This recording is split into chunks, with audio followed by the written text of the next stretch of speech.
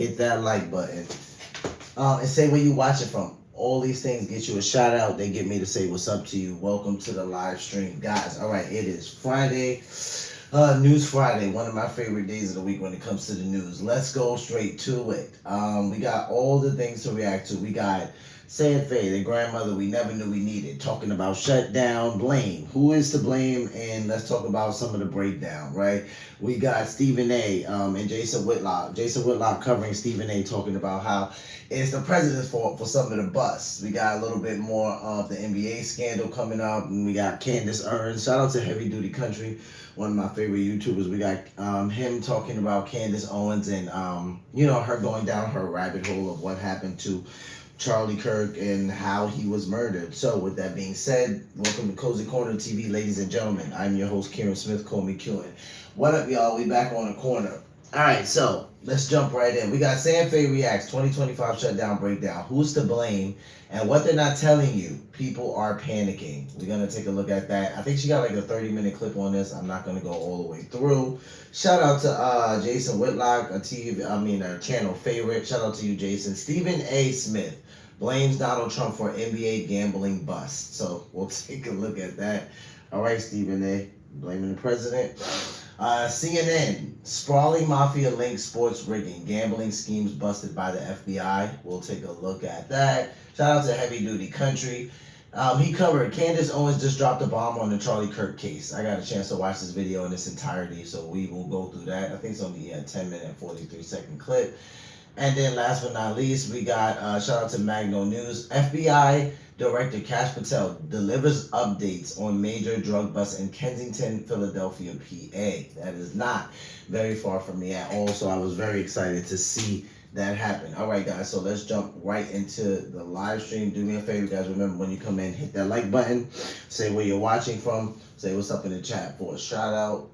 Let's get right into it. Let me make sure the volume's good for you guys. Yeah.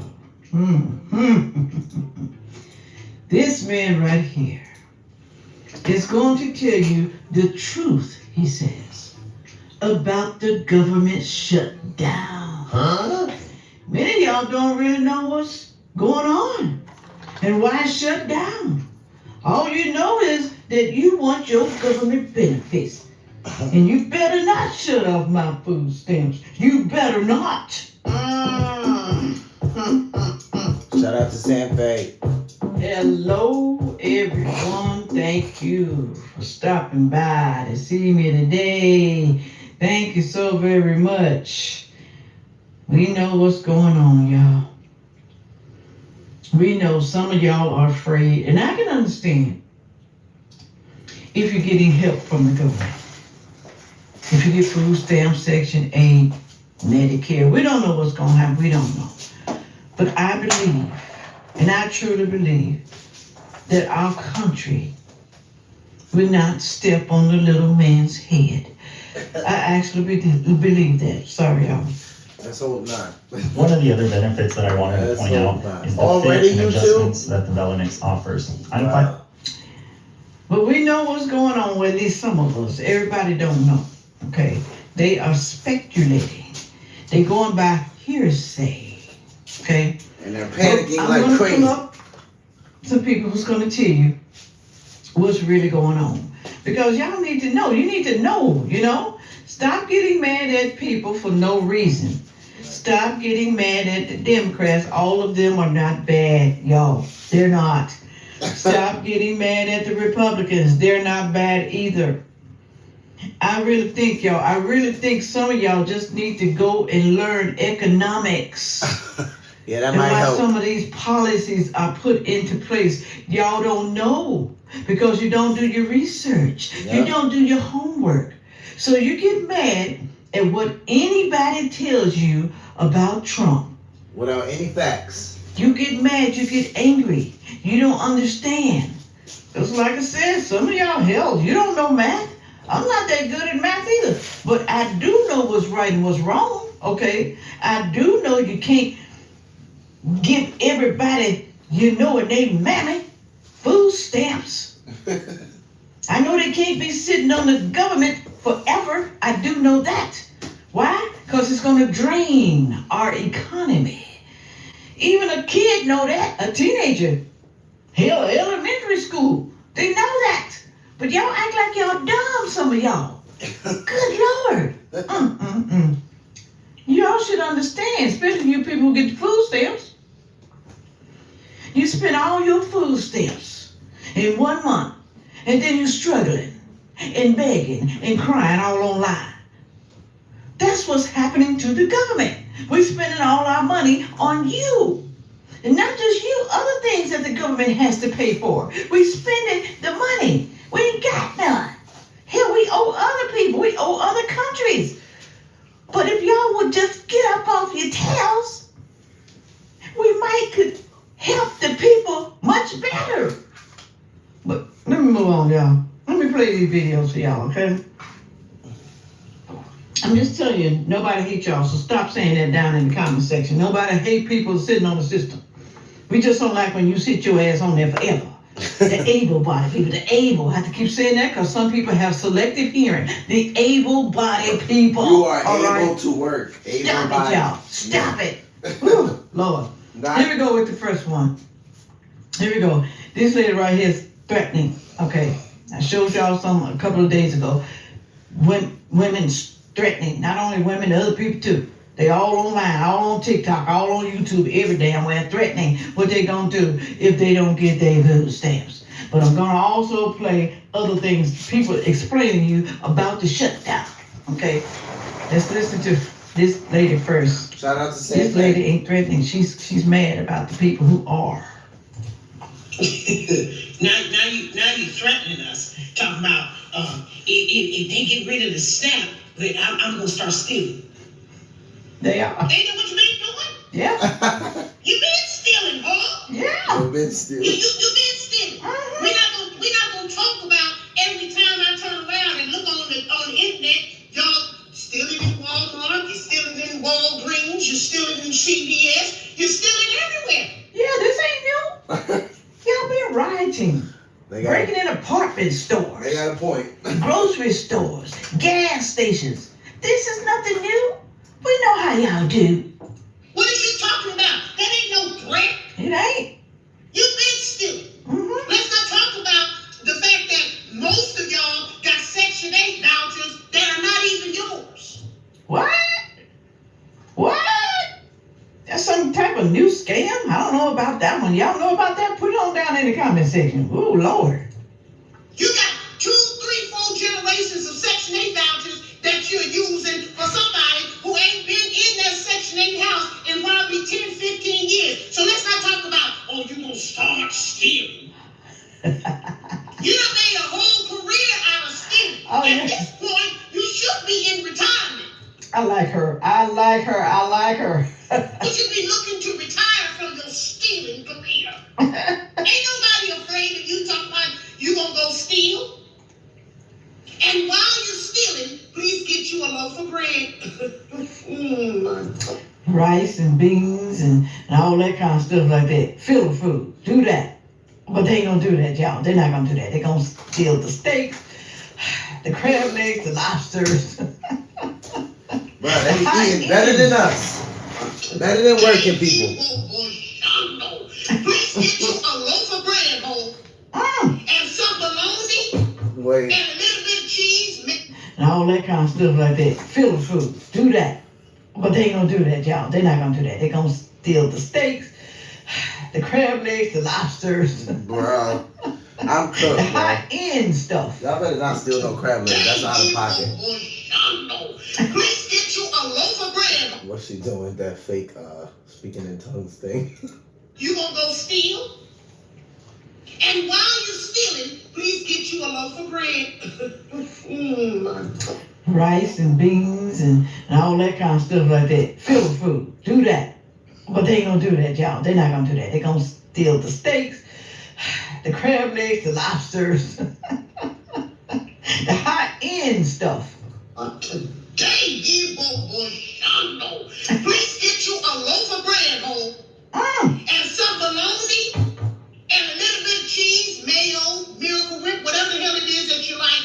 What Why you think she's calling him a hoe? I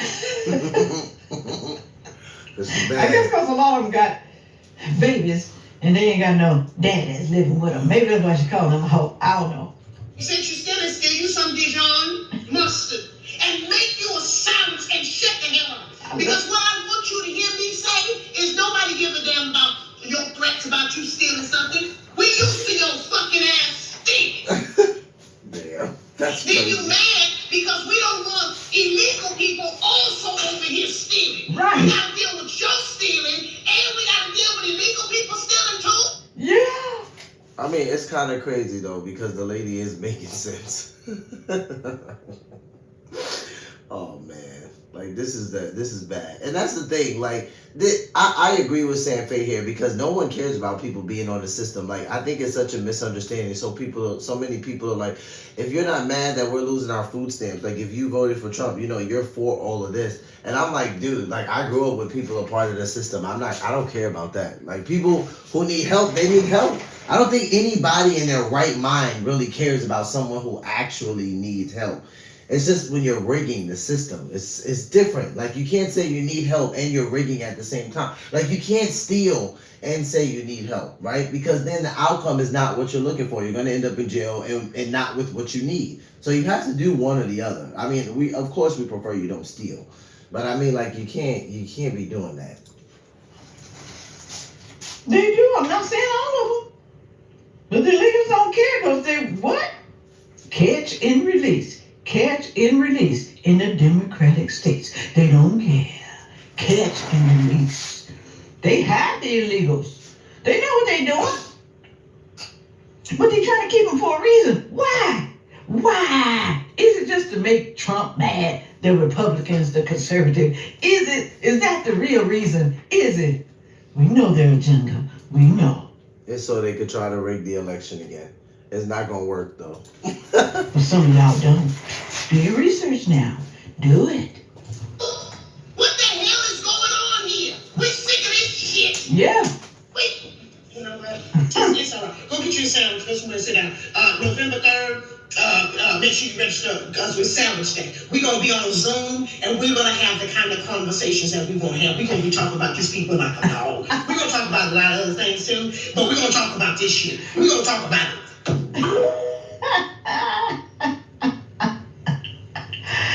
That lady's something else right here. She is something else. I like her. Ooh wee, but she ain't lying though. She ain't lying. She ain't lying.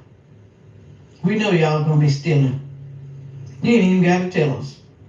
The grocery stores, they need to be prepared. The department stores, they need to be prepared. They're not gonna be just stealing food, y'all. They're gonna be stealing all over. And they're gonna blame Trump. The reason why people are stealing. The stores are gonna get mad. Trump. But y'all need to listen to this right here. Listen to Kennedy and what he says. Okay? This is why the government is shut down. This is some of the reasons. Then I'm gonna show you two other guys after him. But look at him and watch, listen, and learn. He ain't lying though, he ain't lying. Congresswoman Ocasio-Cortez got very, very upset, as did the socialist wing of her party, when the president sent over what's called a rescission package. Basically, President Trump just said, we want you to take some stuff out of the budget that we think is a waste. Right. And we did. And that upset the Congresswoman. She's entitled to be upset if she wants to. Right. But that really upset the socialist wing of the party. This is why the government is shut down. This is some of the reasons. Then I'm going to show you two other guys after him. But look at him and watch, listen, and learn. He ain't lying though, he ain't lying. Congresswoman Ocasio-Cortez got very, very upset, AOC. as did the socialist wing of her party, when the president sent over what's called a rescission package. Basically, President Trump just said, we want you to take some stuff out of the budget that we think is a waste. Right. And we did. And that upset the Congresswoman. She's entitled to be upset if she wants to. Right. But that really upset the socialist wing of the party. And so we took out, and here's what they want us to put back in. We found that under President Biden, they were spending $3 million for circumcisions and vasectomies in Zambia. Oh, Why? what? Why would we be paying for people to get circumcised? They ain't got no money over there in Zambia to circumcise the babies or the grown ass men. Because some of y'all wait until you're grown to get circumcised. I know one person who did that. I know. But y'all, that's crazy. Moving on. We took that out. The Good. Congresswoman says, we're going to shut down government until you put that back in. Oh my gosh, come We on. found $500,000 of American taxpayer money for electric buses in Rwanda. We found $3.6 million for pastry cooking classes and dance focus groups for male prostitutes. Can't I settle back What? taxes with the Like, IRS bro, on my own this is in what I'm deciding talking whether about. to negotiate back? What? Y'all cannot convince me that some of these people are not doing something they ain't supposed to. I'm talking about the Congress people, the ones he's talking about, AOC and the rest of them that's just like her. You can't tell me ain't something fishy, something's not fishy going on. You can't tell me that they not funny themselves, like the same sex. You can't tell me that they don't, okay? If you for all this mess and you're supposed to be a Christian, where you think you're going? Where? Oh yeah, God can forgive you, but if you're still doing the same thing over and over and over and over and over and over again, okay? How long do you think that's gonna last? Huh? How long? You ain't true to your word, so you lied. You lied to God. You lied to Jesus. You lied. I'm gonna do better. You lied. In Haiti. I kid you not. I'm not making this up. That was in the budget. What did you say it was that? How long do you think that's gonna last? Huh? How long? You lied. I'm gonna do better. You. President Biden. I kid you not. I'm not making this up. In Haiti. In Haiti. I kid you not. I'm not making this up. That was in the From budget. male prostitutes. Of What? President Biden. Bro, that's crazy. We took it out. Congresswoman Ocasio-Cortez in the socialist wing, the loon wing of the Democratic Party, says we're going to shut down government until you put it back in. I'll just read you a few more that we took out. They are demanding we put back in.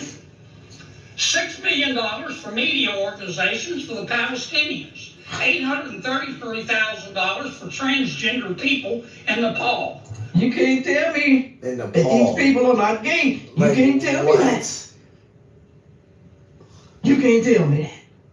$300,000 for a pride parade in Lesotho. $882,000 for social media mentorship in Serbia. Oh my God. $4.2 million. We took it out. The Congresswoman and the socialist wing of their party says we got to put that back in for them open government. $4.2 million for lesbian, gay, bisexual, transgender, queer, and intersex people in the Western Balkans and Uganda. See, I told you, you can't tell me they ain't gay. Oh my gosh. Why is all of Just come this on out the for another closet, damn it. country, Come on out bro? the closet and let us know, okay? Because we can see it. We understand, okay? We don't hate you. We don't. Just come on out the damn closet and let us know. I could spend the rest of the afternoon here. We took all that out. It upset Congresswoman Ocasio-Cortez. It upset the socialist wing of her party. AKA AOC. And now that wing of her party and the Congresswoman are threatening all other Democrats and saying, you got to shut that government down until we get what we want. And part of what they want is to add this Ridiculous kind of like stuff that. back into the bill. Y'all think he lying? Put it on down there in the comment section. No, I don't He ain't think lying, he's y'all. He's not lying. Yeah, I don't okay? think he is either. Somebody would have stood up and said something. Because it's true. That's what they want. That's what they trying to put in the bill. So they trying to just make it seem. And Senator Kennedy is pretty straightforward about things like that. That's why I'm like, if he's reading all of that off of the agenda of what they took off and what the Democrats or the socialist sector of the Democrats are mad about. He's not lying about that. He's pretty straightforward. All right, let's go to the next one. That's crazy. Theater that you're seeing, I'm just Leave him. so this whole government shutdown that everybody's been talking about and all of the political theater that you're seeing, I'm just going to do a quick rundown on this because clearly most people on social media, most people in the public, most of you guys don't even know what you're talking about. So I'm just going to give you a little bit of perspective. Now, some of you are going to receive it. Some of you are going to just say, whatever, who cares? It's some Trump shit, you're a Trumper or something. I don't give a damn what you're saying. I'm going to give you just a little bit of insight so you can just understand the politics of this because a lot of y'all are being bamboozled. Right. If you recall, those of you who know this, if you recall the extension of those subsidies, that package was done under Joe Biden with the American Rescue Plan. Yep. And that was back during COVID, y'all. Yep, 2020. Okay? So just pay attention to what he's saying. Pay close attention to what he is saying. But I know some of y'all not going to give a damn anyway. You're not going to care. You're not going to care. It's just how some of y'all are. Ignorance is bliss. That whole subsidy thing that everybody's talking about where everybody's going to lose their coverage or their premiums are going to skyrocket. Yeah, that was a temporary measure that was put in there by Democrats. Mm-hmm. That was done by Democrats. Mm-hmm. They had an expiration date on that set for the end of this year. And why did they have that expiration date? Because Donald Trump was supposed to be dead. That's true. If they didn't, if it's just supposed to be for emergency at the time during COVID, it's going to have an expiration date. Now they get mad because they want to prolong it. They want to extend it. It's like, no, it's just supposed to be temporarily. Temporarily, y'all. Either dead or in jail. It's like nobody can see the play here.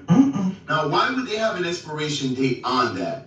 Because they never, this is all the political posturing to make you think that they're doing the giving you free stuff. Kind of like this stuff you hear Zoran Mamdani talking about right now. Yep. The only reason why they're even pushing right now for these extensions and on the subsidy that nobody needs anymore is because Donald Trump is currently in office and they need something to demonize him with. You see, And it's working too. It's working. we have to face the facts that Democrats have nothing in their platform that they're running on other than abortion and we hate Donald Trump. That's it. That's the only thing that the Democrat Party has to offer. And I'm getting tired of this shit. Yeah, I better get these folks out of here during the midterm. I'm just telling y'all. Yeah. Did you hear me, Democrats? I'm pretty sure y'all might have someone better than who y'all have sitting up in there now. Okay. Get your better candidates. Somebody with some damn common sense. Somebody who ain't stupid. Somebody who ain't crazy. Find y'all somebody to vote for better than who we have now. All right?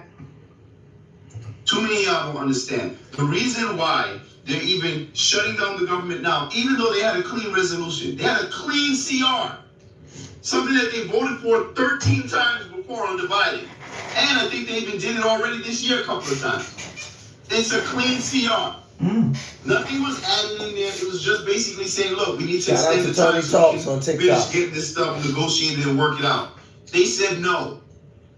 Why they say no? Because we want to make sure that we reverse the Medicaid cuts or the 1 point something trillion dollar cuts in the big beautiful bill, or to them the big ugly bill, while failing to tell y'all that a lot of those cuts that were made, it's not even going to impact anybody. In fact, it's going to increase the amount of coverage that you guys are getting because it's cutting out all of the fraud and all of the unnecessary spending. Do y'all hear that? Do you hear it? They're not going to believe it though. They're not. It's going to cut. It's going to help you. But I know y'all don't believe it. You're going to listen to what the Democrats say. Well, you listen to what the Republicans say. Well, hell, I did my research and I look. But you don't, okay? You're just relying on what the Democrats are telling you. There are some times when I don't agree with Republicans. There are, okay? But this time I do, especially with this bill. I do. But nobody cares. Nobody cares because it's just orange man bad. Fuck Trump. That's I get it. That's all it is. Y'all don't care about policy. The only thing you care about is get the one who's on the other team. All they care about is hearsay too.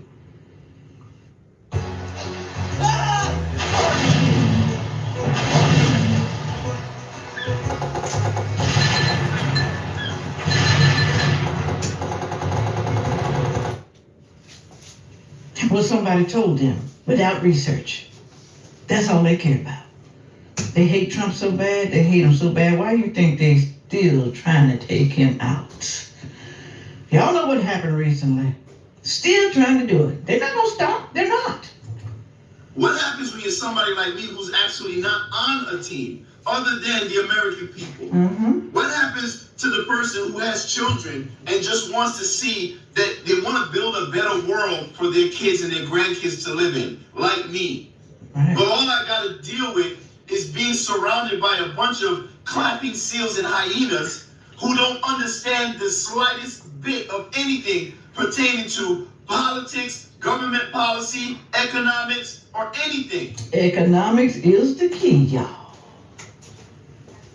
Make sure your child takes economics in school. They need to know, this is our upcoming generation. They need to take economics. They need to take something dealing with politics and what's good and what's bad. They need to take budgeting classes. They need to. Do it. Do it yourself. Get a private tutor, but do it. We got to do better. Right. Some of y'all need to just sit down, shut up, and just let other people handle this. Because you are destroying this country. Not because of the things that you're doing, but because of the things you're not doing. Right. Like learning. Right. Like pursuing knowledge. Right. All y'all want to do is just get a one-up on this one and get a viral moment and talk shit on social media. Right. Get out in the real world and touch some grass, bro. Talk to people. Learn about this shit. Understand how things are actually impacting you and your community. And when you do that and you start to think critically, everything becomes so much clearer.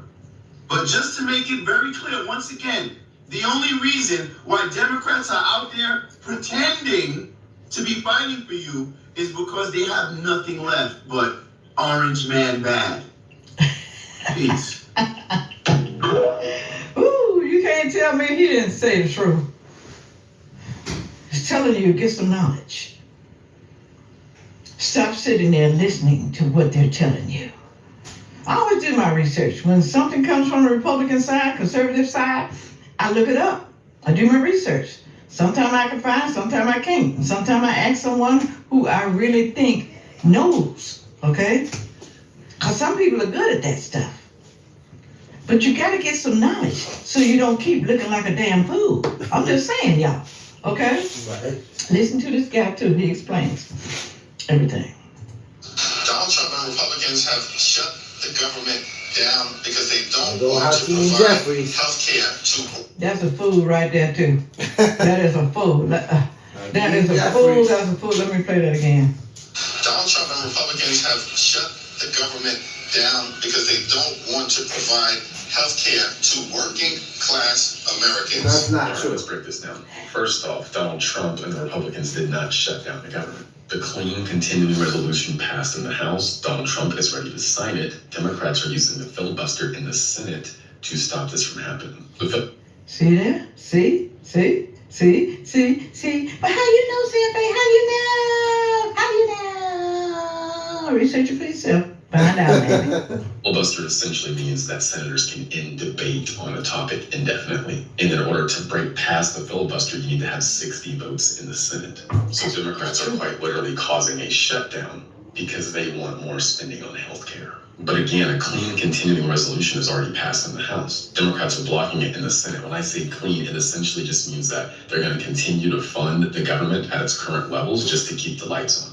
No policy change is not adding anything, just keeping it clean to keep people paid and keep the government operating. Democrats are saying no to that, and they're trying to use that as leverage to get policy changes because Congress controls the purse. So they're using this continuing resolution as leverage to get what they want. They're trying to jam their policies into Shout out to a Jeffrey on resolution to keep the TikTok. government running. But now that I've said that, let's go back to what Hakeem Jeffries said again. I addressed the first part. Democrats have essentially stuck a piece of metal in the gears that were turning and are now blaming the gears. But let's get to the second half of what he said.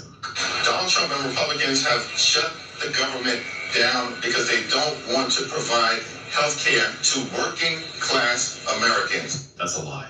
We already addressed how they didn't shut the government down. Second off, he does want health care for working class Americans. They're talking about the cuts over the next 10 years that are happening with Medicaid. Now, mind you, No, he said Medicaid, not Medicare. Watch people go online and say he's gonna cut Medicare. Old people's, they're gonna be suffering, they're not gonna have no Medicare. Medicaid, yeah. Now that's a crazy thing because other than that, people getting Medicaid and Medicare mixed up, we saw what Senator Kennedy. Shout out to Sam Fay. We saw what Senator Kennedy said. He read off the list of why the Democrats are shutting it down, and I'll go back to it. And I'm glad he read the list off. This guy right here, Jeffrey, on TikTok, he's just affirming everything that Senator Kennedy said. And we know Senator Kennedy, he's blunt. He's right to the point. This is why the government is shut down. This is some of the reasons. And I'm going to show you two other guys after him. But look at him and watch, listen, and learn. He ain't lying, though. He ain't lying. Congresswoman Ocasio-Cortez got very, very upset, as did the socialist wing of her party, when the president sent over what's called a rescission package. Basically, President Trump just said, we want you to take some stuff out of the budget that we think is wasteful. Right. And we did. And that upset the Congresswoman. Mm-hmm. She's entitled to be upset if she wants to. Right. But that really upset the socialist wing of the party. See that? And so we took out, and here's what they want. So President Trump sent over a rescission package, and he said take out some of this stuff that he feels like is wasteful spending. Senator Kennedy said we did do that, and AOC got very upset in the socialist wing of her party. He said she's entitled to be upset, but he's about to list some of the reasons why the Democrats won't vote, why the filibuster's happening, why they can't get the 60 votes. He's going to list some of the things that they took out as to why they got so upset. To put back in. We found that under President Biden, they were spending $3 million for circumcisions and vasectomies in Zambia. In Zambia. I don't know. I don't even know, but we're going to just keep on going because that's ridiculous. Moving on. We took that out. Good. The Congresswoman says, we're going to shut down government until you put that back in. We found $500,000 of American taxpayer money for electric buses in Rwanda. We found $3.6 million for pastry cooking classes and dance focus groups for male prostitutes. Pastry cooking classes. Oh, man. And dance group for male prostitutes in Haiti. Yeah, we're going to just keep on going because that was a bit much. I'm like, what? I kid you not. I'm not making this up. That was in the budget under President Biden. We took it out. Congresswoman Ocasio-Cortez and the socialist wing, the loon wing of the Democratic Party, says we're going to shut down government until you put it back in. I'll just read you a few more we took out. They're demanding we put back in. $6 million for media organizations for the Palestinians. $833,000 for transgender people in Nepal. You can't tell me that these people are not gay. You can't tell me that. You can't tell me that. Oh my God. $300,000 for a pride parade in Lesotho. $882,000 for social media mentorship in Serbia. $4.2 million.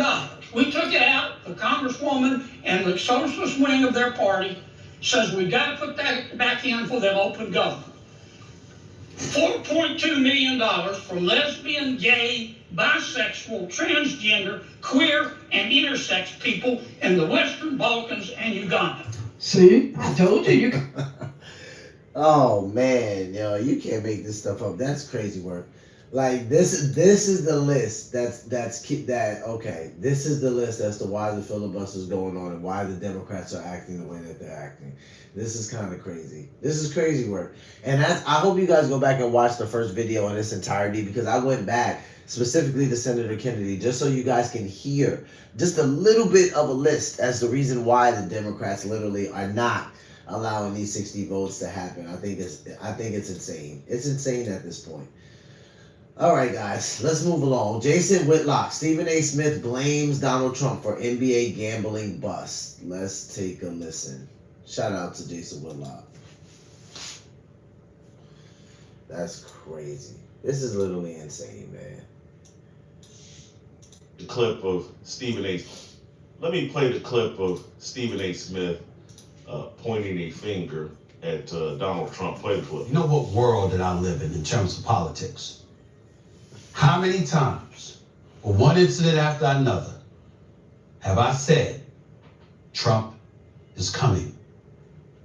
He's coming. And we'll say it on national television again. Bad Bunny is performing at the Super Bowl, and all of a sudden you hearing ICE is going to be there, looking to engage in mass deportations. The Super Bowl, disrupting things. No. Big we're all sitting up here, we're saying that we don't know. But anybody that has been around him, anybody that has talked to him, anybody that has seen his reactions from the sports leagues and the positions that people have taken, they are not surprised at what's going on today. I'm watching a press conference with the director of the FBI. Tell me when we've seen that.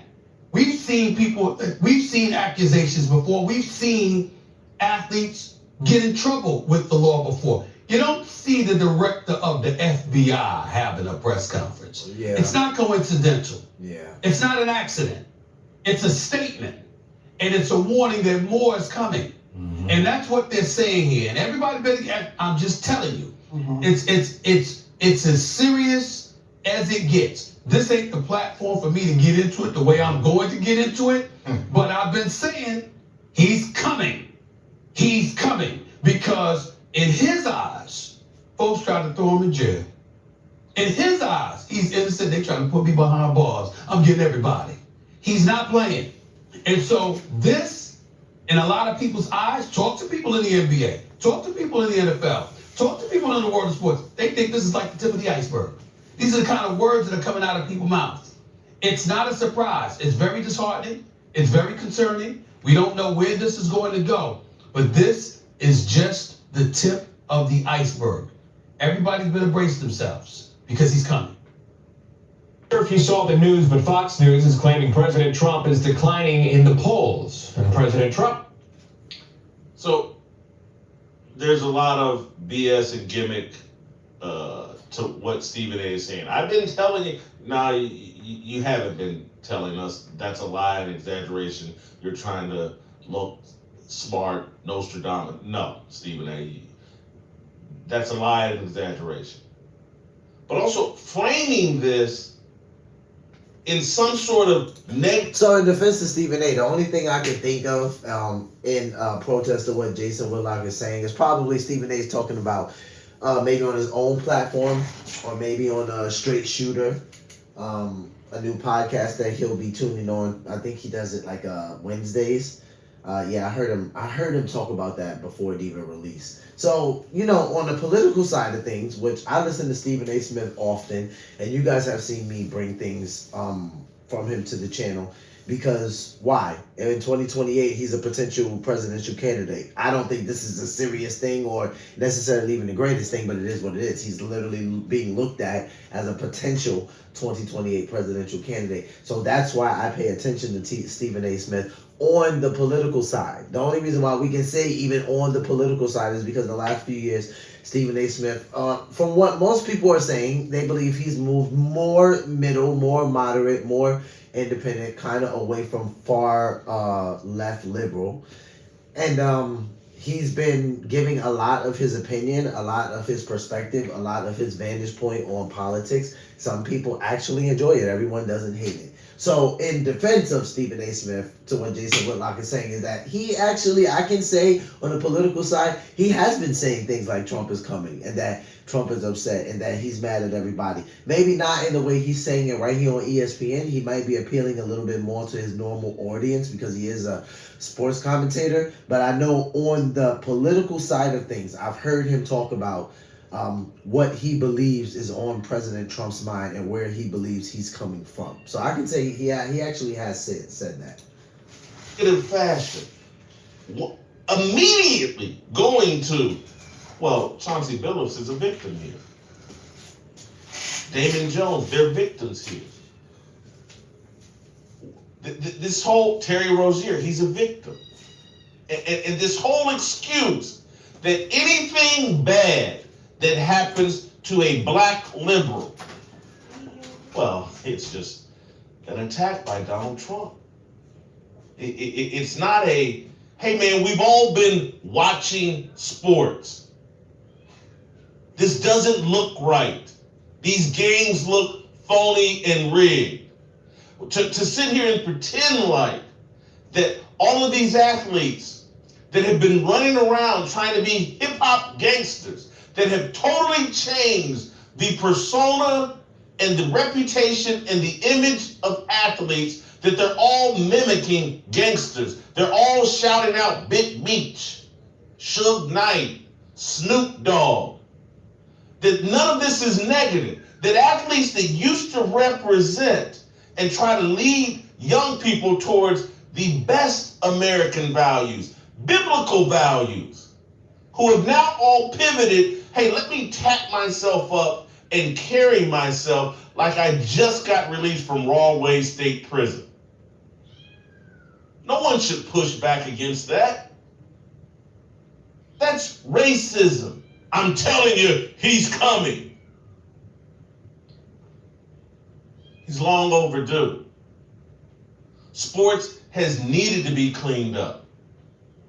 And Stephen A. needs to sit there, hey man, I've got a show on ESPN and on YouTube that's backed by these gambling companies. And that the pervasiveness of the gambling is at the root of the corruption that any sports fan knows needs to be cleaned up. You have government officials, look like 20 people standing out on stage, and it's not that I believe the government every time, but they're sitting there like, man, millions and millions of dollars of people were built in rigged gambling poker events that Damon Jones and these guys were basically rigging fantasy stats. And we've seen Jonte Porter arrested. We've seen Michael Porter Jr., Jonte's brother, talk about the temptations of gambling that all of these athletes face. You give 19 and 20-year-olds, and now we're in college, 18-year-old athletes hundreds of thousands of dollars, millions of dollars, and they're all sitting around fantasizing about being Big Meech. And you wonder why corruption is everywhere? You think sports don't need to be cleaned up? When you hear me talk constantly on this show about, hey, no one cares about sports fans. There's no respect for sports fans. This is what I'm talking about. Stephen A. and ESPN don't care about the integrity of the game. They care about whether the FanDuel check is going to clear.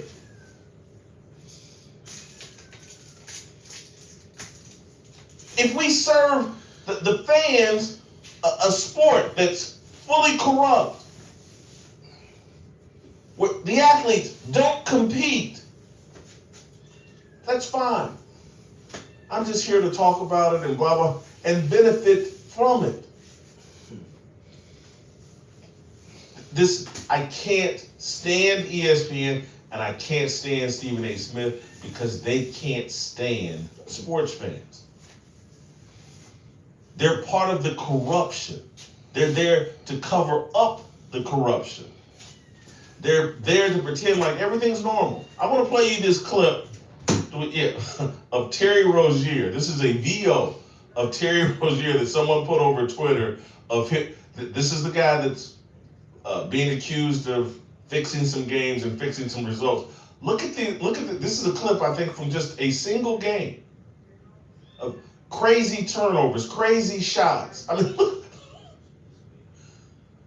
who can watch this 53-second video of these bloopers from Terry Rozier and go, man, Donald Trump's being racist here. He's coming. The KKK is coming. He's coming after these. Who could watch this as a sports fan or as a sports journalist and not think, hey man, I'm glad someone's finally addressing this. And who wouldn't watch what's gone on the last decade with athletes pretending like they're district attorneys, like they're criminal justice majors, like they're the smartest people on the planet, and they can second guess the police at every turn? Who could watch all that and not think, man, somebody needs to put these clowns in their place? But if you have your racial idolatry glasses on, you can't see the corruption.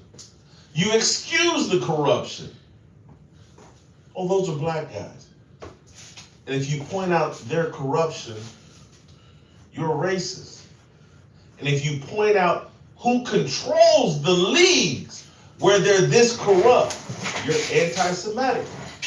You know, this is something I know it shook the NBA world. I mean, some of the reactions that I saw yesterday, I mean, it was a mixture of anger, mixture of heartbreak, just thinking like, okay, you know, like some people who really look up to some of these guys, especially younger kids, like now they have to see these news headlines. Now they have to deal with the fact that some of their NBA heroes are involved in a gambling scandal. One thing I will say that I agree with Stephen A. Smith on is that we have seen things in the past, right? We've seen athletes get into trouble. This is not something new.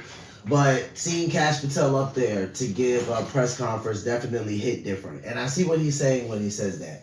So that's why I said in defense of Stephen A. Smith on the political side of things, which I know he does hold straight shooter, he does talk about, and he has in the past 2 years, he has been saying things like how he feels like President Trump is going to come and what he feels like is on President Trump's mind. He's not a mind reader, so he doesn't know for sure, but just giving his opinion, he has said things like that. So we're going to switch over to CNN now. Sprawling mafia links sports rigging. Gambling schemes busted by FBI. Let's take a listen. Who were known as, quote, face cards. What the A sprawling FBI probe into mafia-linked gambling and sports rigging schemes are sending shockwaves across the NBA and the United States. This is all part of two different major federal investigations dubbed Operation Nothing But Bet and Operation Royal Flush. The accusations in the indictments are rather shocking. NBA players fake. That's crazy. Nothing but bet. Nothing but net. Oh man, that's crazy word. Nothing but bet and Operation Royal Flush. The accusations in the indictments are rather shocking. NBA players faking injuries, underperforming in games on purpose, even giving insider tips about other players such as Lakers star LeBron James. Then there is the separate case, rigged poker games, where officials say high-tech cheating technology, including special contact lenses and x-ray devices that could see through face-down cards.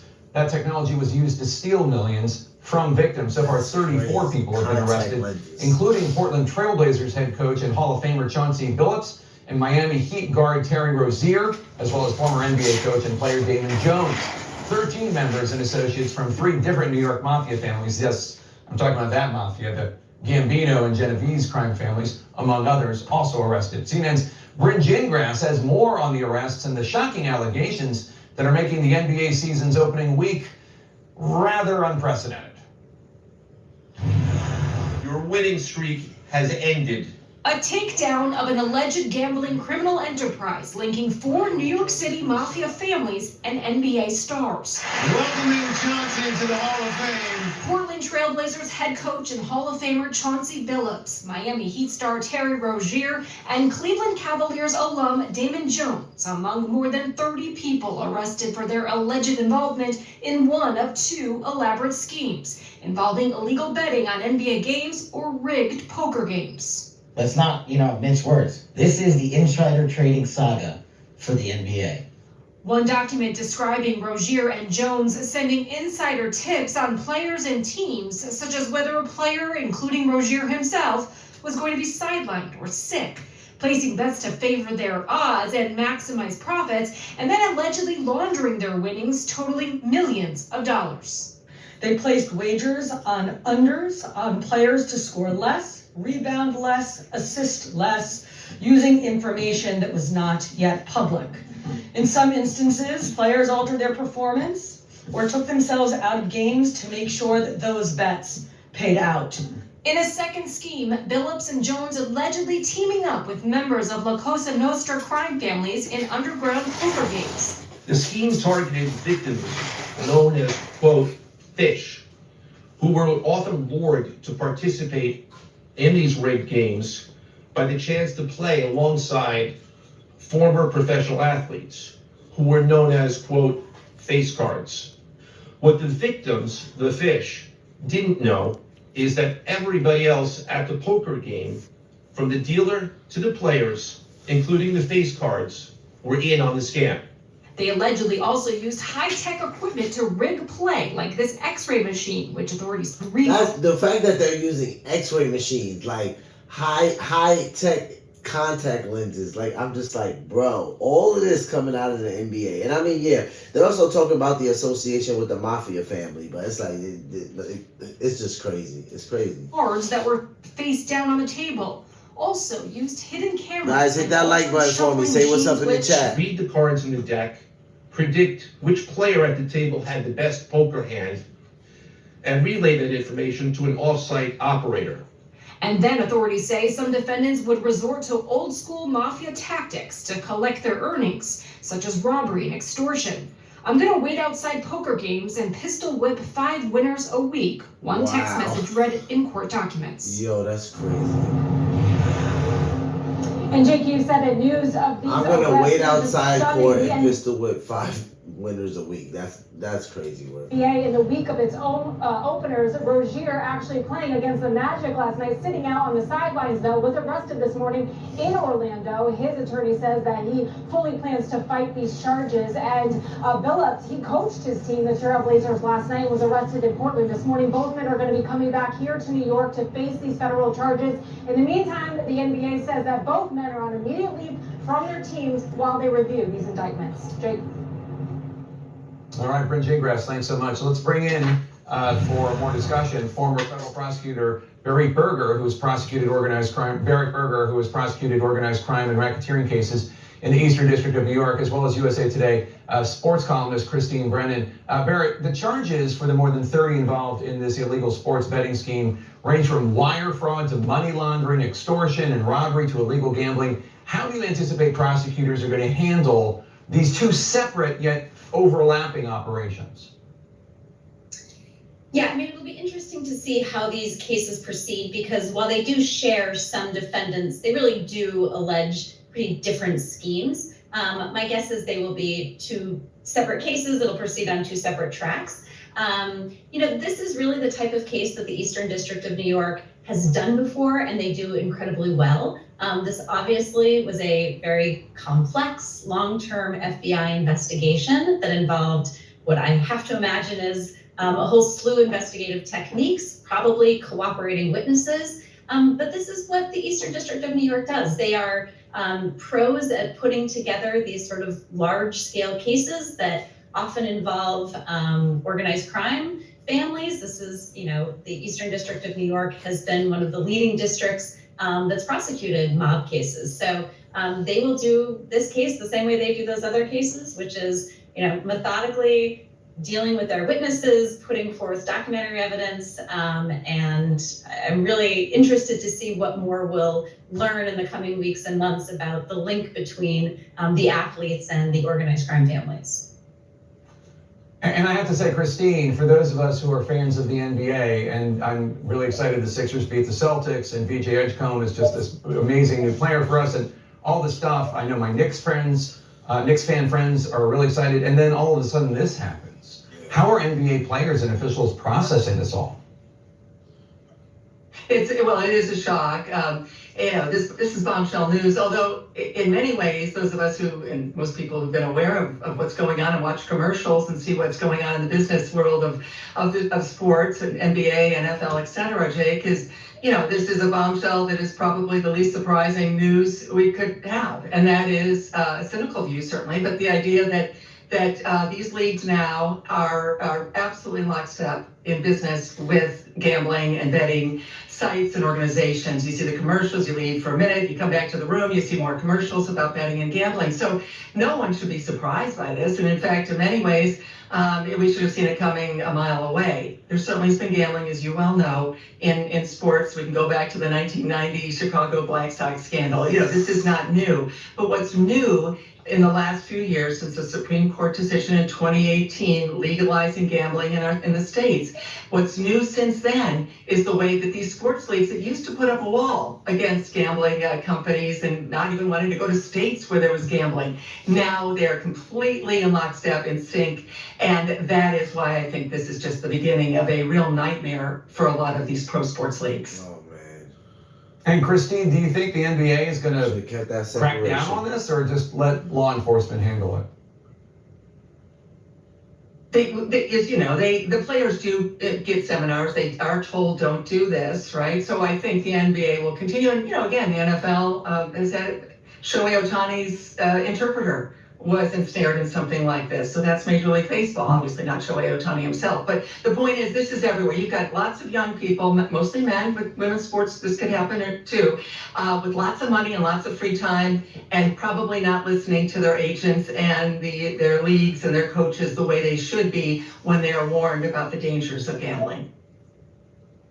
And Barrett, how do cases of this size and scope usually get launched? Is it insiders tipping someone off, somebody's arrested and they squeal in exchange for leniency, or financial documents are flagged? What happens typically?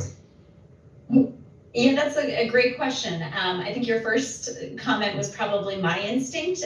Usually cases like this start with some sort of inside information. It's really hard to get this type of information without a cooperating witness. So, a typical way that these cases would start would be somebody would get arrested on an unrelated charge, and in exchange for some sort of leniency, they'd start cooperating. They'd start saying, hey, if you think I'm bad, let me tell you about all the stuff that's going on over here. How else do cases like this start? Sometimes they start with, investigative journalists who expose something that looks a little shady or fishy, and then the authorities follow that. Here, given the nature of the allegations, it would be hard for me to imagine starting this without some side of an insider, right? Somebody who was either at one of these rigged poker games. Maybe there was a victim that then went to the authorities and said, look, this happened to me. I don't know that this was right. And then they were able to sort of chip away. As far as the nothing but bet operation, maybe it was somebody who, either a player or somebody who got ensnared, but probably an insider. By the way, kudos to whoever came up with nothing but bet. That's one of the best names for an investigation I've ever heard. Much better than Crossfire Hurricane. Christine Brennan and Barry Berger, thanks so much.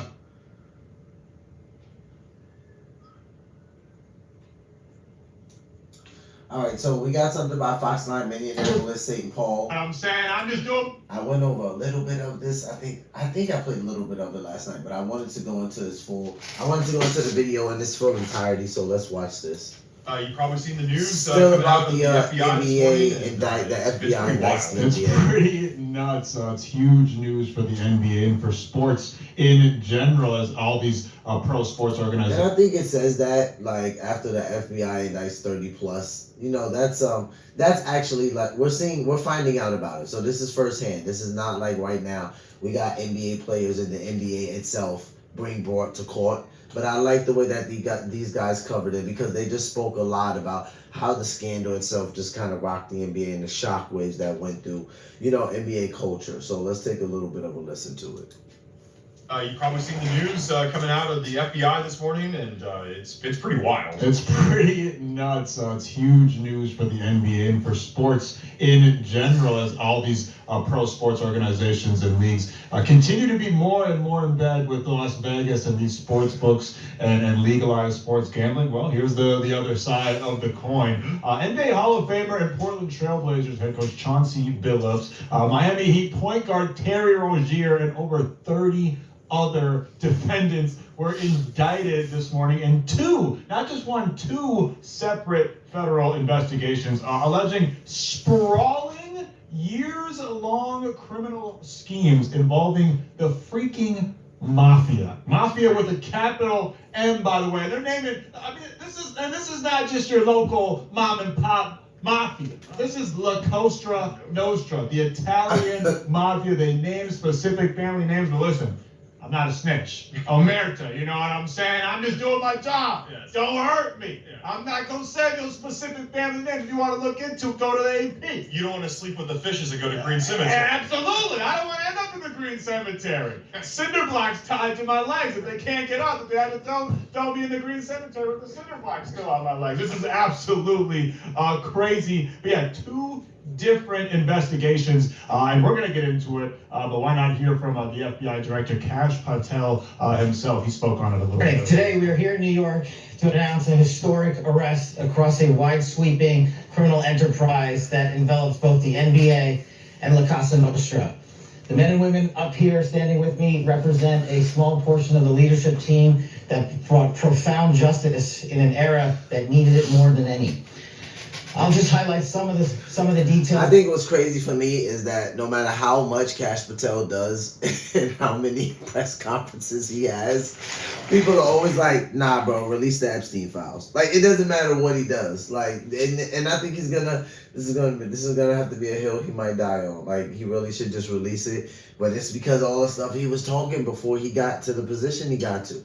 It doesn't matter what this man produces or comes out with. Everybody's like, yeah, produce the Epstein files. In the case, the FBI work, and then you'll hear from the others.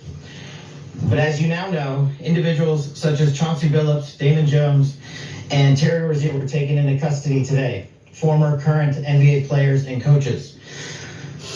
What you don't know is that this is an illegal gambling operation and sports rigging operation that spanned the course of years. The FBI led a coordinated takedown across 11 states to arrest over 30 individuals today responsible for this case, which is very much ongoing. Not only did we crack into the fraud that these perpetrators committed on the grand stage of the NBA, but we also entered and executed a system of justice against La Cosa Nostra to include the Bonanno, Gambino, Genovese, and Lucchese crime families. And you'll hear more about those details today. The charges and the arrests that were taken down across this country range from wire fraud, money laundering, extortion, robbery, illegal gambling. This FBI will leave no room for any perpetrator of crime across this country. You hear a lot about our work of defending the homeland and crushing violent crime. Well, this work is also representative of a colossal portion of the FBI's mandate to keep America safe and to keep our entertainment industry fair and secure. The men and women that are standing up here today worked tireless hours, days, months, and years. And the fraud is mind-boggling. It's not hundreds of dollars. It's not thousands of dollars. It's not tens of thousands of dollars. It's not even millions of dollars. We're talking about tens of millions of dollars in fraud and theft and robbery across a multi-year investigation. Kash Patel. Kash Patel. Yes. Clearly been taking public speaking classes with those very dynamic head swivels in the middle of sentences. Sweet jacket, though. Sweet jacket. Very cool jacket. Looks like a guy cosplaying Yes. the director of the Yes. FBI rather than the actual director of the FBI. But clearly he means business.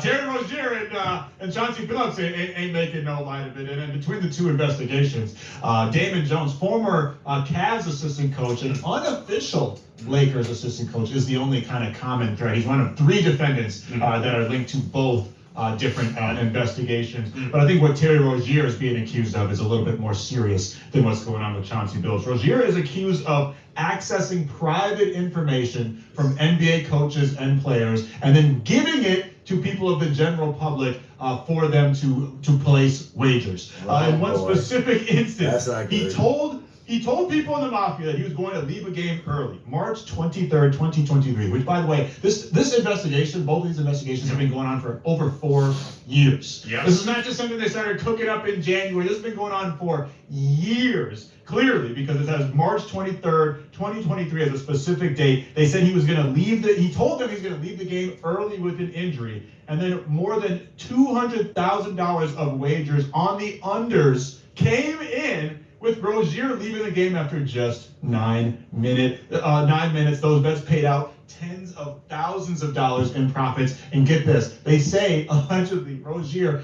counted the money in his living room with the mafia himself. It's like a freaking movie. Yeah, it's crazy. This is crazy. The 30 for 30 about this someday is going to be amazing. And if you see the highlights of those games where Rozier is being accused of, listen, everybody proven until innocent until proven guilty. But yeah, it looks pretty like it's added up. Damning. It looks like it's pretty damning. It's pretty bad business. And they say that Terry Rozier got $200,000 out of this specific thing. Terry Rozier has made almost about $160 million throughout the multiple stops he's made. So he wanted that extra. So clearly, there's something else going on here. There always is something else going on when the mafia is involved, but clearly there might be some gambling problems or some debts going on here, because you made over $160 million and you're risking your career for $200K. I know. It's unheard of. I know. Especially, like you said, especially when you made that much amount of money and you're doing all this for $200,000. $200,000 is a lot of money. It's a lot of money. I'll take it. But it's not even $250,000. Yeah, that's not a lot of money. Right. It's just like, it's nuts. It's unbelievable. Not to mention the NBA conducted their own investigation of Terry Rozier and found him not culpable for anything. They did this earlier in the year. I remember he got pulled out of some games late in the season last season, but they found out and they said, hey, under their investigation, I guess Terry Rozier can walk scot-free, but the FBI has a different bar for things than Terry Rozier, one of several arrested this morning. Yeah, and I know we're going to get to Chauncey Billups in a second. It's crazy. The Timberwolves kind of come into play here, because Chauncey Billups coached against the Timberwolves last night. Just last night. And in theory, because all this went down at like 8, 9 a.m. Central Time, so he's on Pacific Time, so he would have, in theory, woken up and had a knock on his door and said, you're under arrest. Yeah. Probably left the arena mad, salty that Anthony Edwards put 41 on his head. He has to soak in that L. He goes to sleep having nightmares of Anthony Edwards and his clutch mid-range jump shots and three-pointers. Wakes up to a knock on the door, and it's the Fed saying, why don't you come with us, Chauncey? That's crazy. I mean, that's crazy. Not that's just fan fiction. I don't know exactly. Nobody knows exactly how it went down, but Chauncey Billups accused of being a part of rigged poker games that were kind of being backed by the mafia. That they took over $7 million from unsuspecting players who are joining these games. They're lured in by the allure of playing with, an NBA Hall of Famer, Chauncey Billups. He's not just the Portland Trailblazers head coach. He was part of a championship-winning Pistons team. Beat the Lakers. Beat the Lakers in the NBA Finals. An NBA Hall of Famer that any basketball fan from that era will never forget. Chauncey Billups. You knew Chauncey Billups was in the Spokane game. Hey, I want to play cards with Chauncey Billups. Maybe my friends will think that's pretty cool. Well, check it out. The games, they weren't just a little rigged. This wasn't just small mom and pop nickel and diamond here. Check this out. There was a card shuffling machine, hidden cameras in poker chip trays, special sunglasses that gave you an advantage, even X-ray equipment built into the X-ray contact lenses. I'm like, what is happening? This is Scooby-Doo kind of stuff. This is Get Smart James Bond type technology. Yes. Robbing these unsuspecting folks who think that they're just playing a poker game with Chauncey Billups. That's crazy. But really, they're playing it with the mafia. X-ray contact lenses. The Cash Patel is a lot more protected than your boy. I'm not going to say none of the names. I ain't no snitch out here. But both men face money laundering and wire fraud conspiracy charges and are expected to make appearances today in court if they already haven't. Whatever happened to just going to a casino and playing poker? I know, right? Just like getting those group of your buddies together, maybe even in the locker room. I don't know if that's probably frowned upon as well, but it's not subject to an FBI investigation. Right. You and Dane, you guys are old heads, Chauncey and Dan. You fucking play a little poker game amongst yourself. But I when the mafia is involved, I feel like it goes a lot deeper than just your average poker game at your buddy's house. Yeah, and maybe there's an adrenaline rush to saying that you're playing cards with somebody's families. Yeah. The Aria in Las Vegas, it's like good enough to go there. Yeah. You know, it's like I just don't get it. Yeah. Maybe it's one of those things where you say it once and then you're like, okay, I did it, and then they're like, yeah, okay, you gotta come back next week and the week after that. And you're like, well, I don't want you. And they're like, no, you're gonna come back the week after that. And all attorneys always are in the initial phases of these kind of things, but it's on the Chauncey Billups attorney was pretty brash, like, hey, my client is gonna get out of this situation, but we'll see. Whatever happens in the grand scheme of things, I think it's pretty safe to bet the under on games coached for Chauncey Billups from here on out. I would imagine that this is the last we'll ever see of Chauncey Billups on an NBA court. I would agree with that. And back to the sports gambling thing. So. I'm an advocate for sports gambling. I think it makes watching sports more fun. I think Minnesota should legalize it. This has been going on for decades. It's just because we have these things that are legal now, this is how people are getting caught now. Absolutely. It's not like this wasn't happening 20 years ago and 30 years ago. It's like, it makes it easier for people to get caught now. There's more of a trail now, and it's More way of a trail. simpler to place these bets. You can just go on your phone, even I'm not encouraging this, obviously, but even people in Minnesota, there's ways for them to place bets elsewhere in the country, maybe even in the world. Yes. And back in the day, you used to be able to, hey, you hand your buddy, a couple stacks. Go place a bet on me doing the what? I'm sure this has been going on in sports forever, like you said. Same thing with the NIL. Before there was NIL, coaches were paying off these players. They were buying them Ferraris. It's been happening. It's going to keep happening. Yes. But now we have trails, and now the NBA. It's more of a problem, not necessarily for the fans viewing it, but more of a problem for these leagues who are in bed with all these different sports books now. So it's going to be murky waters for them to navigate. And Thanks to the internet, everything is easier to track now. Porter, just a year ago, he was named in some of these indictments, by the way, so maybe he had, maybe he got off a little scot-free because he assisted with this investigation. That remains to be seen, but I would imagine some stuff like this is going to start happening in all of the major pro sports leagues. And I would say, especially looking to some of these other pro sports that aren't making as much money, watch out for that as well. But I would expect there's going to be something like this eventually that happens in the MLB, in the NFL, in the NHL. It's just bound to happen when you're in bed with these sports books, like the way that these organizations are. No doubt. By the way, the Vikings are 3.5-point underdogs tonight. And by the way, the Wolves won. They are. And they covered the spread, too. Look at that. So Chauncey made a couple bucks on the back end right before the fans came knocking on the door. I'm kidding. But Wolves 1-0 so far. My prediction is correct, but obviously that the game is buried deep underneath these more startling, shocking allegations in the headlines today. Yeah. And by the way, again, if you're a pro athlete and you're making millions of dollars, listen, placing bets for average Joes, the $10 bets are fun. Yeah. But when you don't need to do, your bet is your contract. That's your bet. That's your bet. Yeah. You're playing against the best of the best. You're in the best basketball league in the world, and you're in your living room wanting to be Tony Montana, counting out cash. Makes no sense. $200K in cash with the mafia. It's like, brother, you're watching too many movies. Yes. You're listening to too much music right now. This is not your life. You're a hooper. You're a hooper. You're an NBA star. Absolutely right. I mean, it's crazy. It's absolutely crazy. I know it shook up the NBA world. I was extremely disappointed by it, but I said, you know what?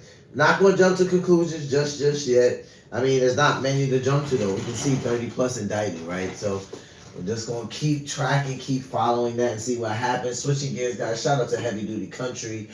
I love watching Heavy Duty Country. Shout out to this guy. Candace Owens just dropped a bomb on the Charlie Kirk case. He's been following her, kind of just like following, what's been going on since Charlie's assassination, what she's found out, what she believes happened. I mean, I'll say this, I'm not kind of on the crazy train with everybody as far as saying Candace Owens is crazy. I mean, that's like a running thing. People say that all the time. Here's a couple of things I've observed, right? When people lose a friend, everyone reacts differently to something like this, right? So all of this, Candace is going off the rails and she's lost it and she's just damaging to her audience. I think she's grieving, right? And that grief looks different for everyone. So some people are overzealous when they grieve. Some people are very non-reactive when they grieve, right? They just internalize every single thing. I think because I've seen so many ends of the spectrum, and even some people in the middle, kind of where they do both. That's the reason why it's not shocking to me. You know, it's just annoying. Like, some people are literally like, oh, if I was Erica Kirk, I would want to kill Candace, and if I was her husband, I would be worried. And I'm just like, you're all weird. Like, what? Her friend died. Like, obvious, and this is what I mean by we have such like a callous culture now, because it's just like, oh, well, you know, if my friend died, I'm not gonna sit there and binge on why they were killed. And it's like, really? Because a lot of people actually do things like that. Like, a lot of people actually want to figure out why a very close friend of theirs or a family member died, so much so that they'll literally go on their own personal investigative binge. So I don't think that she's like in love with Charlie Kirk because she can't shake what happened to her friend. Like, I'm like, bro, people are doing a lot right now. And it's weird because it's like I see Christians on this train too. It's just everybody's kind of like, oh, you know, at first this was really exciting. Now we feel like Candace is going off the rails. And it's like, I think we should just let Candace grieve. You know, that's why I think she's been off now for probably about, a week and a half, 2 weeks, where she hasn't posted anything.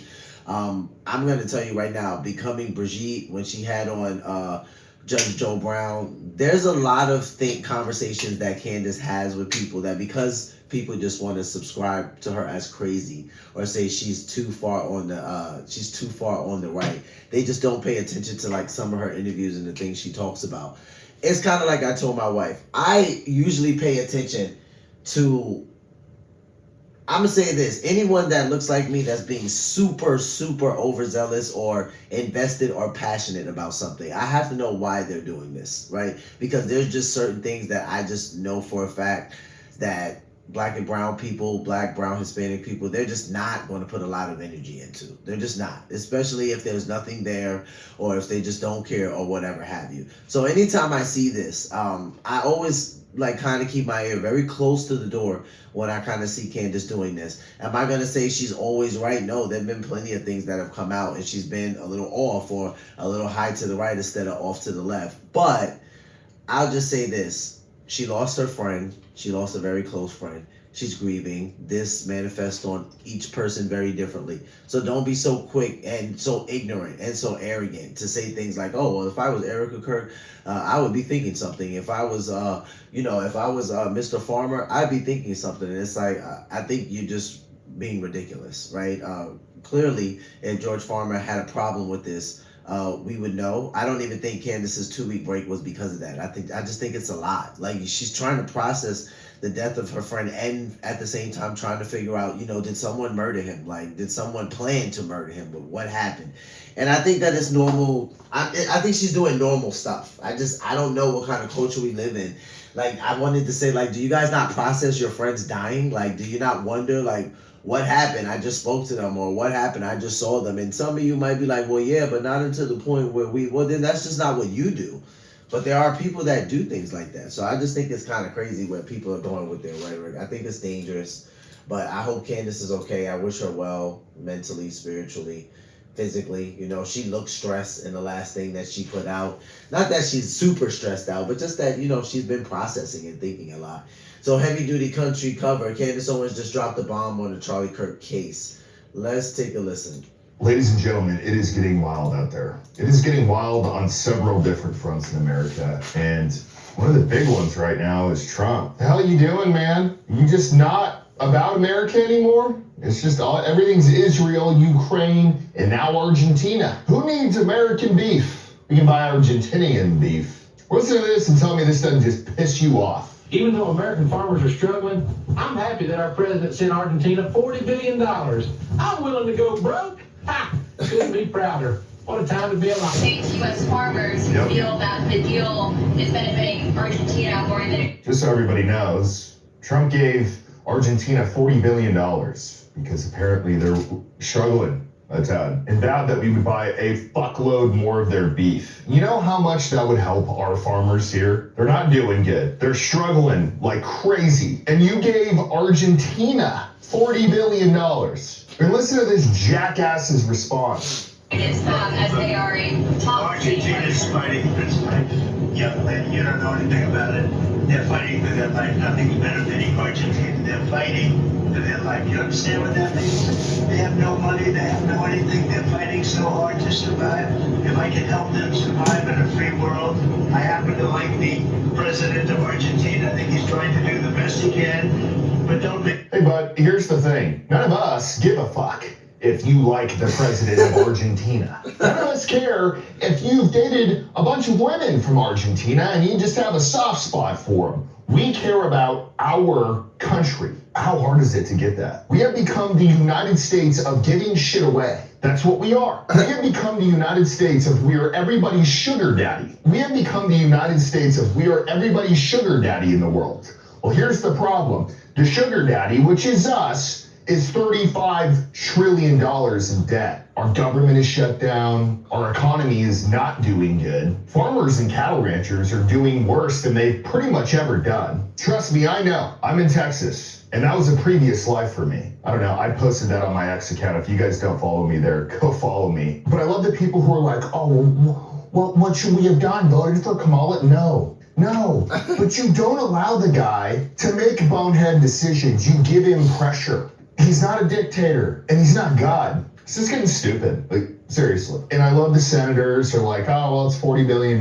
It's not really that much money. Well, if a credit bureau was looking at how we spend money and how much in debt we are, we would have a credit score of about a -1,000,000. How can Americans have credit scores when not our lying government about that. is this bad at spending money? Anyways, I don't know, man. I'm really tired of Trump. I'm not gonna lie to you. Like Heavy Duty said a lot of great things in this video. Here's where I'm stunned. He said, "How can Americans have a credit score and America's so bad at spending money?" I'm like, dude, somebody should take that and coin it and get rid of all the credit scores for us, because there it is right there. I'm like, our government is trillions of dollars in debt, and then they hold us accountable. They're like, you gotta have a good credit score if you want to borrow money. It's like, dude, you need a brain. Like, you got our country so far in debt and you're holding us to a credit score. I thought it was a genius that he said that.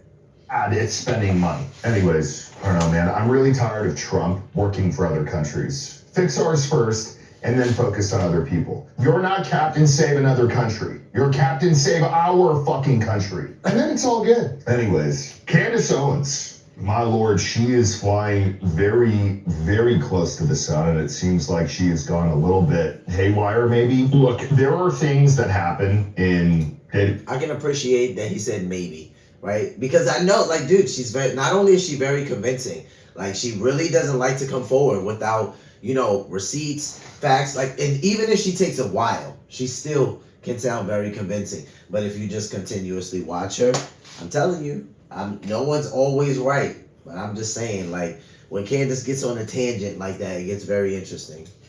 Day life and history that we can pretty much point at our government and say, yep, they were probably involved. The problem, and one of the reasons why the government has so much power, and one of the reasons why the families that run the world have so much power, is because the one thing that you need is proof. And I've always been a fan of the idea that if you don't have proof on something, don't talk about it. Because while you may be able to make connections and, I don't know, have educated guesses, you ultimately just put a target on your back and it solves nothing. And from the beginning, Candace Owens has gone through a whole bunch of stuff as far as the Charlie Kirk case, and I was a huge fan of everything she's done. And I think she should still keep going. She hasn't posted a video in 2 weeks. I'm not entirely sure why, but she said this the other day. And, oh boy, that's all I gotta say. I'm gonna pause it here and there, but this is one of the wildest things I've seen in a minute. She's essentially inferring that Trump and this administration either had a part of killing Charlie Kirk or did it. My heart aches for the fact that he gave so much of his life to Trump and to politics, and they just were like, nope, that is it. And he serves us or doesn't serve us, and we want to move on.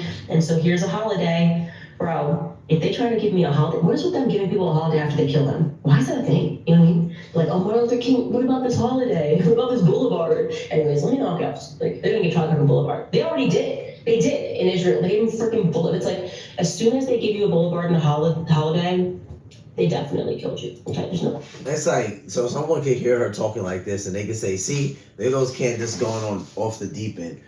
You know, the problem with this, what she's saying is that if you do some investigative research, like the amount of dots that connect based on just what she's saying right here purely, like what is it with them giving you a holiday or like a boulevard after they kill you? Bro, I digress, but I'm just saying she ain't lying. She's not lying. They killed you. There's no way. That's like their signature thing. It's like that's what they do. It's the Fed signature. Somebody sign off. She didn't say necessarily Trump did it, but she's talking about Trump. She's talking about the federal government. She's talking about Israel. When you have the command of that many people like she does, I don't know how many subscribers she's at now. I think it's millions. That's flying very close to the sun. And I hope she has some level of proof. I really hope she does. I can tell you right now, watching people react to just this on what Candace Owens said and the last time she posted, probably I could say a handful to seven commentators I saw react to this. And you have some people like, you know, I asked ChatGPT this, I Googled this, I looked this up. Like, did Israel give Charlie Kirk a street? Did Israel give, and they're going to name something after him and some type of public square out there in a traffic circle of some sort. It looks like, and I'm just like, dude, I'm just not saying that she's 100% right. It's just that when she sat there and she said, what is with them giving you like a memorial, a street, or like a boulevard after they kill you? I just thought to myself, I was like, dude, that sentence in itself holds a lot of weight. Because if she does, it will be unprecedented the change that we will see in this country. But as of now, like I've said, the stuff that matters in the Charlie Kirk case is the stuff that we can point to and say this is a very clear, obvious cover-up.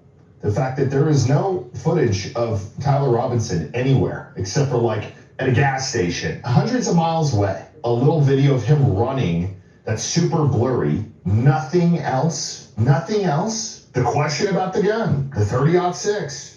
Folks, I have one of the coolest inventions I've ever seen. And I truly don't know why every school and every home in America does not have at least one of these. Introducing Doorcade. By far one of the easiest. Bro, I'm gonna just let this play out because this Doorcade is dope. Me and my wife were like, I'm gonna get that.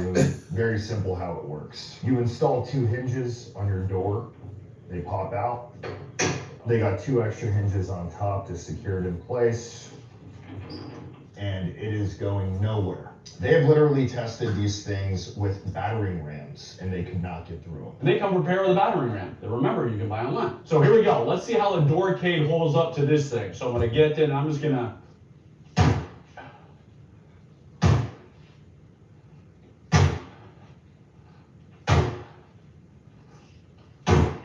And again, that is gonna buy you a world of time so you can grab your gun, so you can call 911, whatever. So I have mine in what I would call a safe room in my house, along with other items that I may need in a situation like this. But here would be my recommendation for everybody. Oh, Arcade, this thing's awesome. Go to HTC to get $10 off. So you got the link in the description below in this video, so you guys go check that out. Shout out to Heavy Duty Country.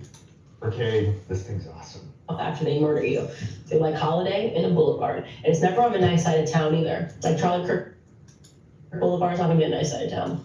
She's not lying about that because even I remember going down Martin Luther King Boulevard in Savannah, Georgia. At one point in time, I used to be stationed in that area, and it's like it's definitely in like the worst part of Savannah. It's not in the nicest part.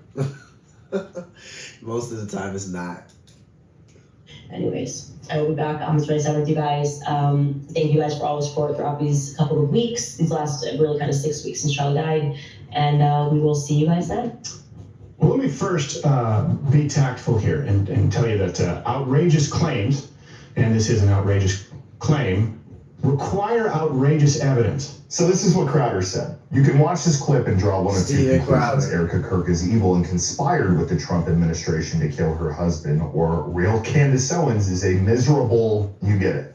That has been in discussion online quite a bit about Erica Kirk. I've stayed out of it because I don't really understand this kind of grieving because I've never lost somebody to me super close in a gruesome manner like this. I've lost people. People have died of old age. People have died of, cancer, stuff like that. But something like this, I don't know. I don't know how you grieve. I probably would think that I would not smile in public for a long time, even if I wanted to, just out of respect for the person who died. I wouldn't be talking about business. I wouldn't be talking about football games. I wouldn't be talking about any of the stuff really Erica has talked about since the entire thing happened. I sure as hell wouldn't be laughing on a podcast. But death does weird things to people. I mean, you gotta move One on. thing though that I've seen recently that is extremely weird to me. Charlie Kirk's accused assassin Tyler Robinson's case gag order is unprecedented in Utah. Over 3,000 witnesses, associates of the case, attorneys, family members, and even the press are subject to the order, threatened with potential contempt of court. Now, look, I've never heard of anything like this ever happening. I've heard of gag orders that are like a small group, like maybe people directly connected to this guy, but they're trying to control information here. Why? I don't know. Whatever happened to the FBI being the most transparent FBI ever created? But now we've got a gag order of 3,000 witnesses. That's by design, folks. That's not something that we can point at and be like, oh yeah, people just got to be quiet about this and let them do the trial and kill them really quick so all the evidence can just be slipped under the rug somewhere, because we don't have all the evidence yet. What it is, I don't know. But what we have right now is the fifth grader investigation into what happened, pretty much. So we're all waiting patiently. But my God, Candace Owens, I hope that she has a bunch of evidence or has the best security team in the world, because she's saying stuff that, well, you know. Yeah, it's gonna put a spotlight on her. I definitely thought about the same thing, and I said to my wife, I said, yeah, George probably was like, okay, babe, it's time to reel it in. Let's just, chill out for a little bit. Because at the end of the day, as her husband, I know I would feel the same way. It's not like you don't want her to shut up, right? Because the censorship crap, right? You don't want to deal with like the censorship crap and like, we can't say what we want to say, and we're in the United States of America and things like that. So I get that. Like, none of us want to really deal with censorship, especially in like, with millennials and Gen Z. Like, we hate that stuff. But you still have to be careful. She's a mother of 4. She's a wife. I know if I was George, I'd be like, all right, we gotta chill a little bit. Not necessarily like you gotta be quiet, but let's just take a little bit of a break and let's regroup. And I'm praying that that's what's going on. And when she comes back, she'll be better. Maybe she goes in another direction with it. If we know Candace, maybe she still goes ham, but I believe something will change. All right, guys, so we're going to skip over to Magno News, watch a little bit of this. FBI Director Kash Patel briefing on major drug bust in Kensington, Philadelphia, PA. This is not far from me at all, so I was very happy to see Kash Patel in this area, particularly doing something like this and having this type of bust. If you know anything about Kensington, you can go on YouTube and find things about Kensington. But yeah, it is, it's concrete jungle out there, man. So let's take a look at what Kash, what they uncovered. He likes to be transparent when he asks when it's convenient for him, right? All right, good afternoon, everybody. It's an honor to be here in North Philadelphia today. What you see amassed in front of you is what happens when you let good cops be cops, when you let interagency, state and local police work together to rid our cities of the harmful plague of drug trafficking organizations and gang violence. And there's an important distinction to be made. Yesterday I was in the White House with the President for the Homeland Security Task Force. And while that lift is being done at the international level to wipe out drug trafficking organizations and gang violence, our urban cities from Los Angeles to Philadelphia to New York and everywhere in between are being plagued by localized street gangs and gang violence and drug trafficking organizations. Once the drugs and guns come in, they need an outfit to deliver them to our communities. And we needed to attack those outfits. And the reason I wanted to come to Philadelphia today is because this takedown, brought to you by the men and women standing behind me and their wonderful teams, the Philadelphia Police Department, the FBI, the United States Attorney's Office, are bringing to bear what law enforcement can do when you unleash them and let them go after the criminals that are destroying our communities, that are harming our civilization, and that are hurting our children. This Wayne Street Gang is not just one instance of removing a couple of people. It is an example of how you remove an entire organization that is corrupting not just the city of Philadelphia, but the state of Pennsylvania as well. And I felt it extremely important to come in here and say, not only are we removing guns and gang members and robbers and firearms, we are removing an entire coordinated section of gang violence permanently off the streets. And that's how you deliver a victory for the people of Philadelphia, the people of Pennsylvania, and the people of America. I'm so proud and humbled to be joined here today by these wonderful representatives from the police force, from the FBI, and a shout out to the Department of Justice and our United States Attorney Metcalf here. You need courageous prosecutors to bring these cases. You need people that aren't going to say no, that are going to bend the knee, that are going to say, oh, it's too hard to bring this case, it's too difficult to collect the evidence. When you hear the details of this case, everyone in America should be looking at this takedown.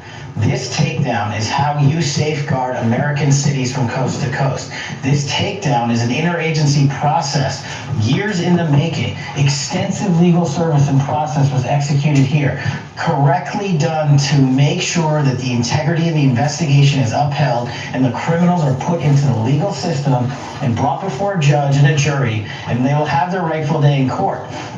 But the overarching importance of this case and this takedown is this is exactly how you safeguard American lives. You go after the organizations that are inflicting pain across America in each and every city. And this is my tenure as FBI director. This is one of the largest and most impressive gang takedowns that I have ever seen. So I felt it important to come here and just shake the hands of the brave men and women that did this work. I did not have much of a role in this operation. The FBI brought in an incredible amount of assets to include HRT and SWAT teams, tactical teams to hit houses at the same time. The level of coordination that goes into just the takedown is a small reflection of the level of coordination and planning that goes into making a case like this happen. We have permanently removed a drug trafficking organization out of the streets of Philadelphia, and they're going to stop pouring guns and chemicals and drugs into our communities, and our children are safer today. So I just want to thank the men and women of law enforcement, the U.S. Attorney's Office, and of course, the proud men and women of the FBI for leading the charge across this country. If anyone out there is watching in your streets, in your communities, this is how you stop gang violence. Thank you. All right, so this was a big deal, you know, for Philadelphia. Kensington is, man, it's bad business out there, guys. Let's just say this. There's plenty of times where you could be walking around or driving around in Kensington, and I don't know, you can see people passed out on the street. You can see people sleeping in the middle of the street, sleeping on the sidewalks. They start walking, and then all of a sudden they start falling asleep right in the midst of their walking. Now, Kensington is actually a place that at one point in time, my wife and I did not live far from. We did not live far from there. When I said we lived close, I mean like it was walking distance close. So me being from a large city anyway, being from New York City, when at the time when we were living in Philadelphia in that area, I didn't know much about Philly in the sense that I just wasn't from there. But it was a large city. I lived there. So it's not like I was intimidated by it. I would walk to the store. I would walk to a bodega at like 11 o'clock at night, sometimes with my wife. And yeah, we would just kind of be just walking around there like we normally would. She would be more freaked out about it than I would, but that's because growing up in the Bronx and walking around a large city at night, it wasn't something that was really new to me. It wasn't scary to me. So yeah, you heard the gunshots, you heard the violence, you heard, you know, the fighting and stuff like that. And then, you know, eventually my wife's like, okay, I hate it here, and we relocate again. But that's kind of what that area is like. Sometimes where we lived, we could see people coming from there, because you could just see in the area where we lived at, we weren't right next to Kensington, but we were close to it. So it wasn't like I could come out my door and like necessarily see drug addicts all over the street. But every now and then you would see one or two kind of wander all the way up the street, like close to where we would be at, almost by the highway. And yeah, they just kind of like wander onto our block, just kind of sleepwalking, and they'd be sleeping on the side of the sidewalk or sleeping on someone's steps. I mean, even one time a guy was sleeping on my steps for like, he slept there for like 5 minutes, and then he got up and he walked away. So this was a big deal, you know, for Kensington. It really was. It was a sad sight to see. It got to the point where a lot of people wouldn't even just go there because they just said, I just can't, like my heart aches, I just cannot drive through there. So I know that this was a big deal. I'm sure this is going to change the area even more than what was going on there with the mayor. So I'm just looking forward to the change. I'm looking forward to seeing what it looks like. I have to go there and visit pretty shortly because of this new change, and I want to see what it looks like. All right, so shout out to Cliff Buell. Every night we try to end the live stream with a Christian clip from Cliff Buell or another Christian on YouTube. And a cult invented this popular tool. This is demonic. The Enneagram. Those of you who are not familiar with the Enneagram, I believe, oh God, I haven't seen anything with the Enneagram in years. I don't know if it's like 9 traits or 9 personalities or something like that. I don't even remember mine. I think my top 3 were like 8, 1, and like 3 or something like that. It's been a lot of years. I definitely know it was 8 and 1, but I can't remember the other number. But we're talking about the demonic Enneagram. I'm not gonna say it's demonic, but I'll say this: if you're giving it any type of hierarchy in your life, it shouldn't be over God. It shouldn't be, you know, over anything that God says about us in His Word or to us personally. And at some point in time, people got a little ridiculous with the Enneagram. So let's check it out. I bet y'all didn't know that this is demonic. Watch. Enneagram is demonic. You're like, I'm a number 3, you're number 7. Are we ordering at Carl's Jr.? Why are we calling ourselves numbers? Like, I'll get a number 2, number 3. No. It's demonic. Do not do the Enneagram. And I'm just throwing some humor in there, by the way, guys. It has pagan roots, and an occultist invented it. So the first person was an occultist. So yeah, and it's no different than like you're saying, like you identify with these numbers. It's an agreement. You're coming. It's just like the zodiac thing. Like, oh, I am a this, I am a that. You're coming into agreement with the spirit behind that. And also, I'm sorry, are you an Enneagram type 7, or are you a child of God? Because I'm pretty sure your Bible says that your identity is in Christ alone. You're actually dead to yourself. So how can you love your own life not unto death and be obsessed with personality tests? Oh, it's just a way for me to understand myself better. You don't need to understand yourself better. You need to crucify your flesh and die to yourself and walk alive unto Christ. You need to live for Him. I bet. Okay, so her and Isaiah didn't come to play. She's like, you don't need to understand yourself. You need to be obedient to Christ and die. You know, she is true. She's right. So I can't really argue with that. But as I said before the video started, as long as you're not giving it some type of hierarchy in your life, putting it over God and Jesus, she said it, right? Are you an Enneagram 7 or are you a child of God, right? So yeah, this Enneagram is something that I was introduced to years ago. I think where it helped me at was I was introduced to it through a pastor, and this pastor was very theologically sound with scripture. So he introduced it in a way where it was very easy for me to understand. It was an easy tool to use. He had used it in his marriage and in a lot of relationships with other people. And I learned about it. I used it, never worshiped it, never cared. If I came close to worshiping anything like that, and that's the reason why I can associate it with some type of demonic activity and say, no, you shouldn't do that, and or exalt it in any type of way, shape, or form in your life, it would be the zodiac sign, right? So there's a couple of times where I have my zodiac tattooed on me because at one point in my life, before I was super close to Christ and I was younger, I was into my zodiac sign, right? It's no different than the Enneagram. But you don't want to walk around saying things like, I am an Aquarius or I am a Libra, and that like trumps, which in no way it should, right? Or it supplants you being a child of God. It just, it's not that. It's not that. In that sense, it is very demonic. It could be a helpful tool. It could be used, sure, but nothing is supplanting the Lord Jesus Christ. All right, guys. So with that being said, we are going to go ahead and end the live stream right there. We'll be back tomorrow for our daily live stream. So until next time, guys, I will see you then. Take care of yourselves. Take care of one another. Love yourselves. Love one another. And be peaceful. Share Jesus with somebody today.